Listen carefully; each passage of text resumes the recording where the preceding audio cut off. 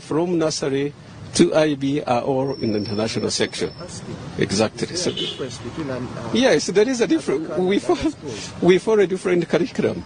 You go to PISU, go to ISU, go to all international schools, go Kabuja International School. They are all in school. And when it comes to COVID-19, you're exempted? Please, we follow the government, the calendar, and also the international curriculum. International schools have not closed. International schools are all open. Yeah. So proceed and see that we are recording temperature. International schools are all open. International schools are not closed, according to him. According to the ministry calendar. Kakati kyetwebuuza nti njawulo ki?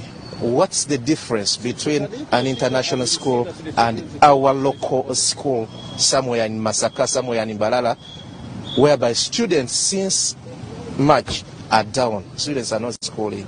Kyekibuuzo kyetwebuuza bannayuganda abatulaba ssaawa zino nti n'abaana abato ennyo ab'emyaka 3, 4, 5 bo bagenda ku masomero era twawulira ministry ng'egamba nti abo tebalina kugenda ku masomero ate basobola kwambala masks naye bwe baba nga muzi bayita international schools basobola okwambala masks nga bw'obalaba basobola okuyambala ebyo nga n'omuzadde ow'ekyanda mukaaga omuzadde ow'ekiruhula asobola okumwambaza omwana we n'amutwala mu ssomero. Twebuuza nti lwaki kino gavumenti si kyegoberera n'amasomero amalala obaoli agesobola ne baba nga abayizi baddayo ne basoma bwe baba nga basobola okulabika nti basobola okutuukiriza bino. Omukulu w'essomero ndowooza gwensinkanye wano atugenda kubanga tumugoberera tulabe procedures azibagoberera nga bayingiza abaana wano betubanga procedures bagoberera era kijja kudda eri obaoliawo gye tuli nti zino procedures babanga essomero ng'eri Aga alisobola bulungi okuzigoberera ate amasomero amalala